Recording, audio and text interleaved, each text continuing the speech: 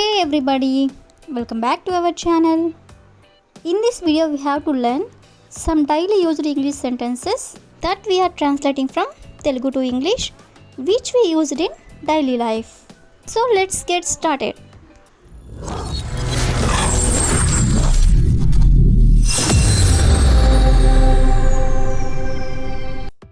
Before going to the topic, if you like this video, please like and share to your friends and family members, and also don't forget to subscribe my channel. Okay, coming to the topic, ఈ రోజు వీడియోలో మనం వాళ్ళు నీ వల్ల ఇబ్బందులలో పడతారు లేదా నా మాట వినకపోతే ఇబ్బందులలో పడతావు లేదా ఆమె వల్ల ఇబ్బందులలో పడకు. ఈ విధంగా ఇబ్బందులలో అనే వర్డ్ని మనం మన డైలీ లైఫ్లో చాలా సందర్భంలోనే యూజ్ చేస్తూ ఉంటాం కదా. సో ఈ వర్డ్ని యూజ్ చేసుకుని కొన్ని ఎగ్జాంపుల్ సెంటెన్సెస్ అనేవి చూద్దాం. సో ఫస్ట్ వన్ ఈస్, ఎవరి వల్ల ఇబ్బందులలో పడ్డావు అంటే నువ్వెవరి వల్ల ఇబ్బందులలో పడ్డావు అని.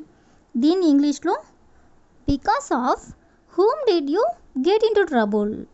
Because of whom did you get into trouble అంటే ఎవరి వల్ల నువ్వు ఇబ్బందులలో పడ్డావు అని. అదేవిధంగా నెక్స్ట్ వన్ ఈస్, అతని వల్ల మనం ఎందుకు ఇబ్బందులలో పడాలి. అతని వల్ల మనం ఎందుకు ఇబ్బందులలో పడాలి. దీన్ని ఇంగ్లీష్లో why should we get into trouble because of him. Why should we get into trouble because of him అంటే అతని వల్ల మనం ఎందుకు ఇబ్బందులలో పడాలి అని. అదేవిధంగా నెక్స్ట్ వన్ ఈస్, వాళ్ళతో పెట్టుకోకు ఇబ్బందులలో పడతావు.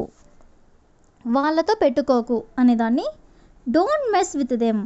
డోంట్ మెస్ విత్ దెమ్ అంటే వాళ్ళతో పెట్టుకోకు ఇబ్బందులలో పడతావు అంటే you will get into trouble. You will get into trouble అంటే ఇబ్బందులలో పడతావు అని. అదేవిధంగా నెక్స్ట్ వన్ ఈస్, అతడు కావాలనే నిన్ను ఇబ్బందులలో పడేస్తున్నాడు. అతడు కావాలనే నిన్ను ఇబ్బందులలో పడేస్తున్నాడు. సో దీని ఇంగ్లీష్లో he is intentionally getting you in to trouble. He is intentionally getting you in to trouble అంటే అతను కావాలనే నిన్ను ఇబ్బందులలో పడేస్తున్నాడు అని. అదేవిధంగా నెక్స్ట్ వన్ ఈస్, ఆమె వల్ల ఇబ్బందులలో పడకు. ఆమె వల్ల ఇబ్బందులలో పడకు. దీని ఇంగ్లీష్లో don't get into trouble because of her.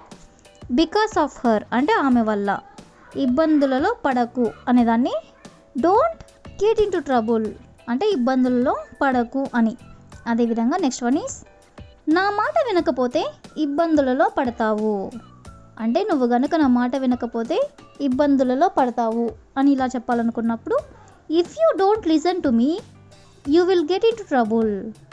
If you don't listen to me అంటే నువ్వు గనుక నా మాట వినకపోతే you will get into trouble అంటే నువ్వు ఇబ్బందులలో పడతావు అని.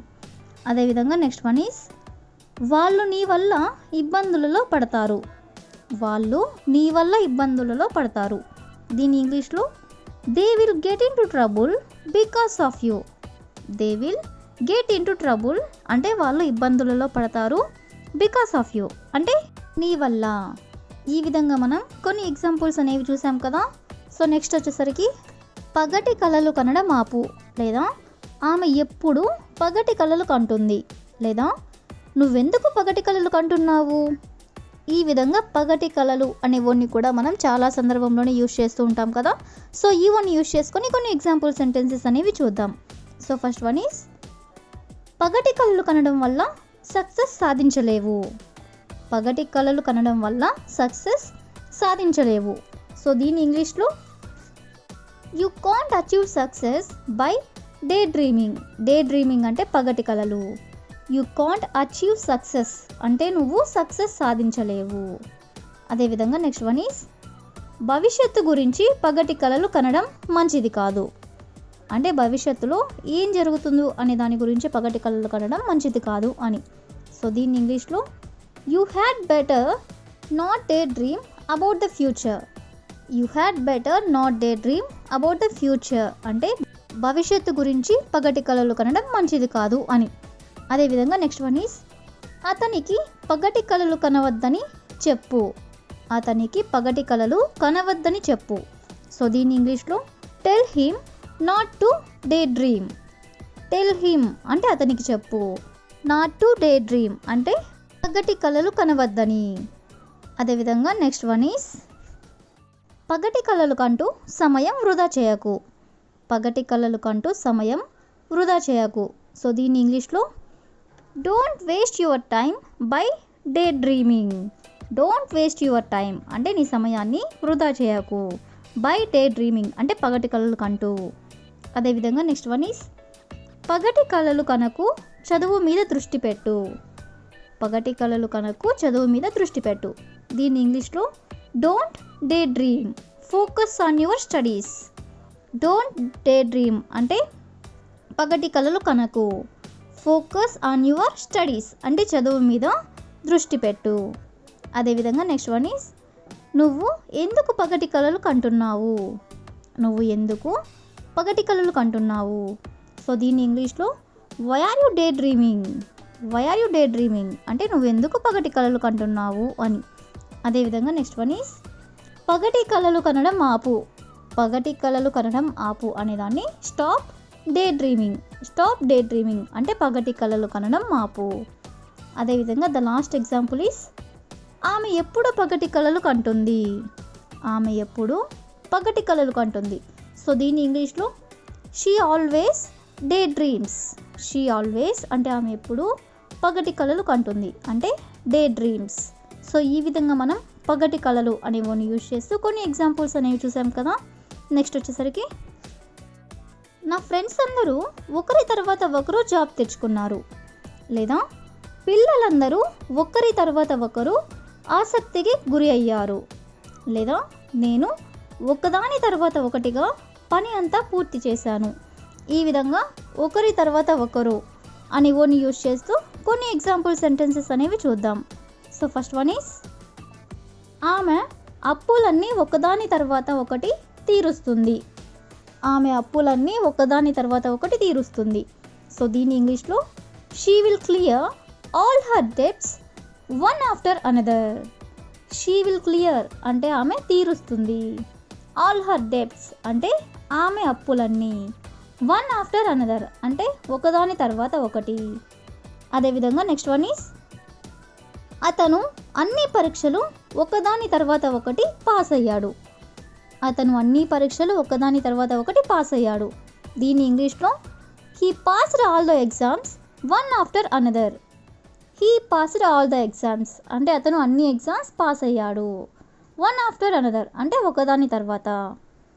అదేవిధంగా నెక్స్ట్ వన్ ఈస్ నేను ఒకదాని తర్వాత ఒకటిగా పని అంతా పూర్తి చేశాను.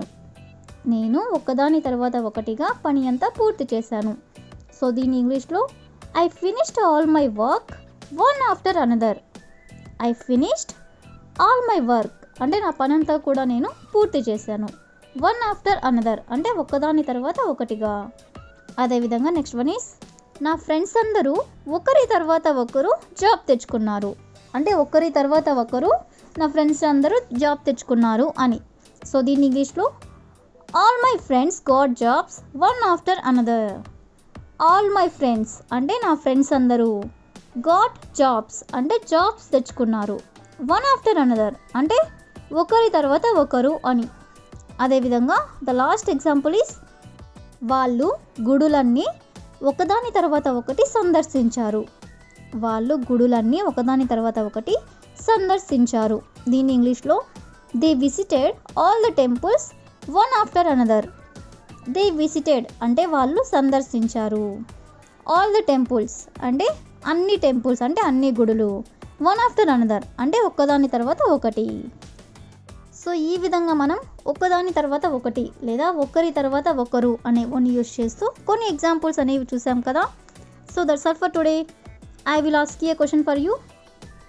పిల్లలందరూ ఒకరి తర్వాత ఒకరు అస్వస్థతకి గురయ్యారు. పిల్లలందరూ ఒకరి తర్వాత ఒకరు అస్వస్థతకి గురి అయ్యారు. So if you know this one in English, please you can comment in the comment section. Thank you for watching.